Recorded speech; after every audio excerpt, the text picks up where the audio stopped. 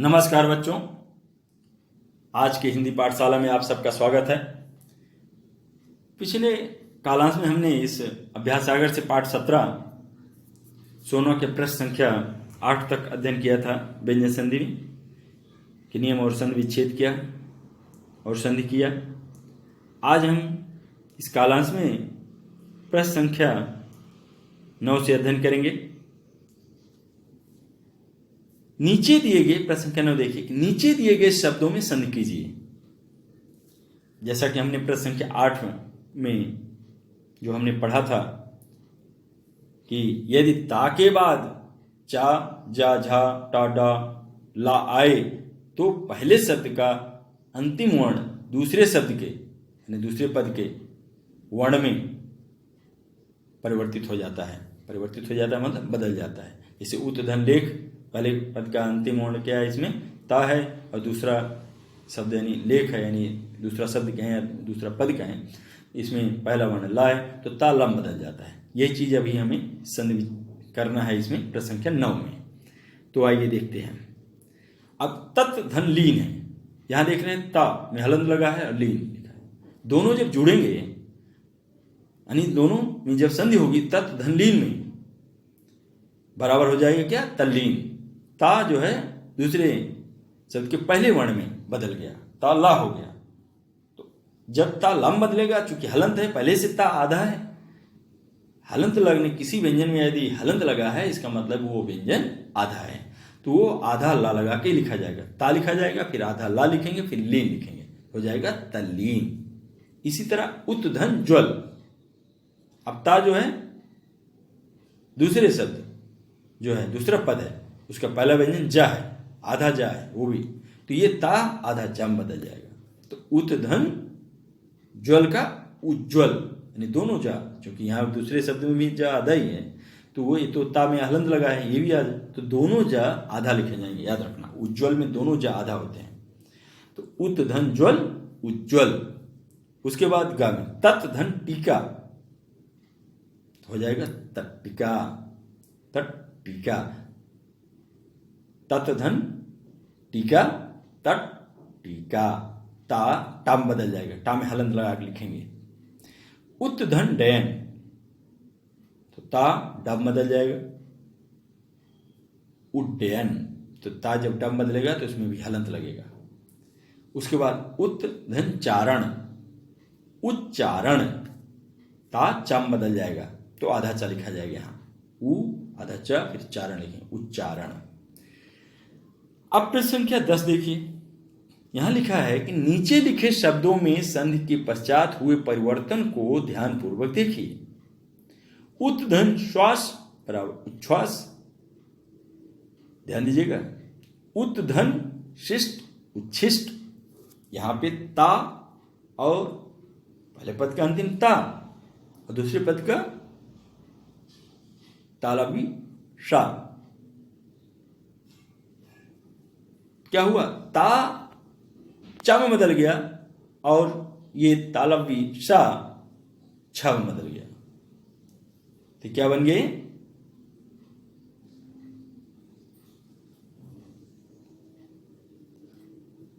तो हो गया उच्छ्वास। इसी तरह से उत धन शिष्ट, तो ता चम बदला, शा छम बदल गया, तो हो गया उच्छिष्ट।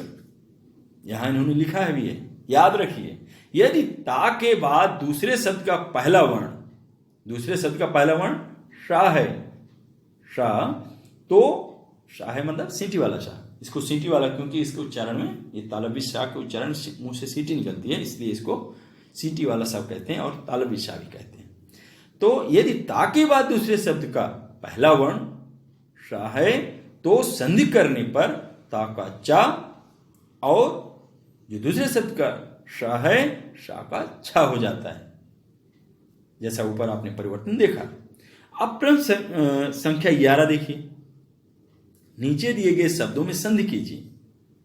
यहां सत्य धन शास्त्र, जैसा कि हमने नियम देखा कि इस तरह से है कि ता के बाद तालबी शा आता है तो ता चा में बदल जाता है, शा छा हो जाता है, तो क्या हो जाएगा, सत छास्त्र। क्या हो जाएगा? सच्छास्त्र। यानी सा लिखेंगे, आधा चा लिखेंगे, फिर शा का छा लिखेंगे, छा के में आ की मात्रा लगाएंगे और ये अंतिम में आधा सा त्रा लिख देंगे, सच्छास्त्र लिख देंगे। अगला है तत् धन स्यु बराबर तच्छ्यु। क्या लिख देंगे? तच्छ्यु। ता का चा और शा का छी हो गया, शी का छी बन, तो हो गया तच्छ्यु। तच्छ्यु यानी ता लिखेंगे, आधा चा लिखेंगे, छा में छोटी की मात्रा हुआ, तच्छ्यु। अब प्रश्न संख्या 12 देखिए। नीचे लिखे शब्दों में संधि के बाद हुए परिवर्तन को ध्यानपूर्वक देखिए। यहां लिखा है पत धन हति बराबर पद्धति।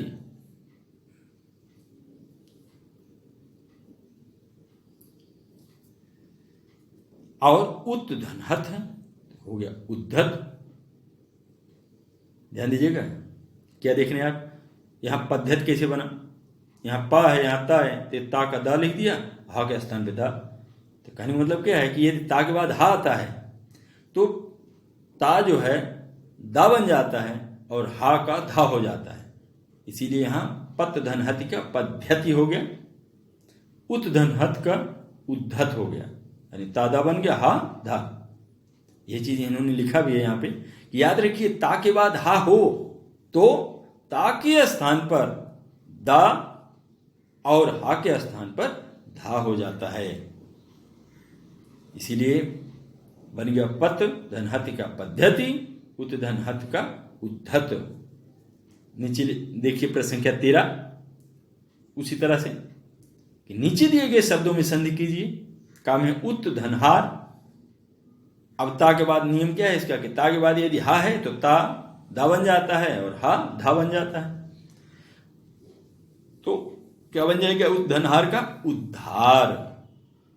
क्या लिखेंगे? चूंकि ता में हलंत है तो आधा दा होगा, उद्धार।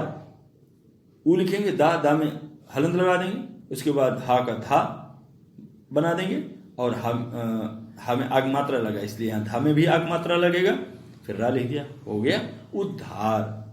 इसी तरह तत् धन हित, ता का दा बन जाएगा, हा का धा, क्या हो जाएगा? तद्धित। एक प्रत्यय है ना तद्धित, तो वही शब्द बन गए तद्धित। अब आओ दोहराएं। नीचे लिखे वाक्यों में उपयुक्त विराम चिन्हों का प्रयोग कीजिए। कहा है इसमें, क्या आप ही श्री राम कुमार हैं? क्या आप ही श्री राम कुमार हैं मतलब क्या आएगा? अंतिम में प्रश्नवाचक चिन्ह लगेगा। भाई भरत तुम अयोध्या लौट जाओ। भाई भरत, भाई भरत क्या आएगा? भाई भरत अल्प विराम, तुम अयोध्या लौट जाओ, पूर्ण विराम आएगा। उसके बाद गा देखिए, राजा उदास होकर बोला अब क्या होगा। तो राजा उदास होकर बोला के बाद अल्प विराम, अब क्या होगा, अब के ऊपर यानी दोहरा उदाहरण चिन्ह, डबल इन्वर्टेड कामा जिसको कहते हैं, हिंदी बोलते हैं दोहरा उदाहरण चिन्ह। तो अब के ऊपर क्या लगेंगे? दोहरा उदाहरण चिन्ह। अंतिम में अब क्या होगा के बाद, होगा के बाद प्रश्नवाचक चिन्ह, फिर दोहरा उदाहरण चिन्ह से बंद करेंगे। उसके बाद घा देखिए, आहा, आहा क्या लिखा है? आहा कैसे काले काले मेघ चारों ओर से घिरकर आकाश पर छा गए हैं। क्या लिखेंगे? आहा के बाद बीच में आदि बोधक चिन्ह लगाएंगे। काले काले की दोनों शब्द के बीच में हाइफन लगाएंगे, मतलब योजक चिन्ह। काले काले दोनों के बीच में क्या लगाएंगे? कौन सा चिन्ह? योजक चिन्ह लगाएंगे। और अंतिम में पूर्ण विराम, छा गए हैं बाद पूर्ण विराम। अंग है, गीता का वचन है कर्म करो किंतु फल की इच्छा न रखो। क्या लिखोगे? मैंने कौन सा चिन्ह लगाओगे? गीता का वचन है के बाद अल्प विराम, उसके बाद कर्म के ऊपर दोहरा उदाहरण चिन्ह, कर्म करो किंतु फल की इच्छा न रखो, न रखो के बाद पूर्ण विराम, फिर दोहरा उदाहरण चिन्ह से बंद करेंगे। अब प्रश्न संख्या 15 है। हम लोगों ने रचना के आधार पर वाक्य भेद का अध्ययन कर चुके हैं, तो वही चीज यहाँ दोहराया जा रहा है। हमने आपको रचना के आधार से वाक्य भेद पाठ में यानी पढ़ाने से पहले भी कालांश में मैंने समझाया है, तो आशा रखता हूँ कि यहाँ पर आपको दोहराते समय समस्या नहीं होगी और आराम से आप लोग इसको बदल सकते हैं। यहाँ लिखा निर्देशानुसार वाक्य परिवर्तित कीजिए। परिवर्तित कीजिए मतलब बदलिए। पहला है का, उस आदमी ने कल चोरी की थी। अब ब्रैकेट में क्या लिखा है? मिश्र वाक्य में यही निर्देश दिया गया है, मतलब कि मिश्र वाक्य में इस वाक्य को यानी का को मिश्र वाक्य में बदलिए। कैसे बदलेंगे? बदलिए आप लोग, लिखिए इसमें, यह वही आदमी है जिसने कल चोरी की थी। क्या लिखेंगे? उस आदमी ने कल चोरी की थी। अब इसको हमें मिश्र वाक्य में बदलना है। क्या लिखेंगे इसमें? यह वही आदमी है जिसने कल चोरी की थी। उसके बाद खा में देखिए, यह वही गांव है जहां के लोग कसरत के शौकीन हैं। सरल वाक्य में बदलना है। क्या लिखेंगे हम? कि इस गांव के लोग कसरत के शौकीन हैं। अगला है गा में देखिए, मैं नित्य व्यायाम करके स्नान करता हूं। ब्रैकेट में लिखा है यानी कोष्ठक में कि संयुक्त वाक्य में, मतलब संयुक्त वाक्य में बदलना है इसे। क्या लिखेंगे हम? कि मैं नित्य व्यायाम करता हूं और स्नान करता हूं। ठीक, क्या लिखेंगे?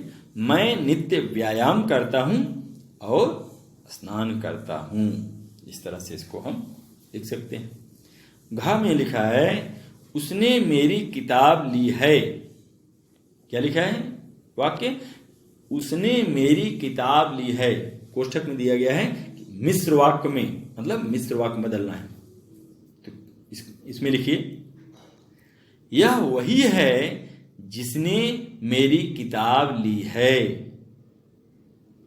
क्या लिखेंगे? यह वही है जिसने मेरी किताब ली है। उसके बाद अगला है अंग, उसने खाना खाया और सो गया। अब सरल वाक्य में बदलना है इसे।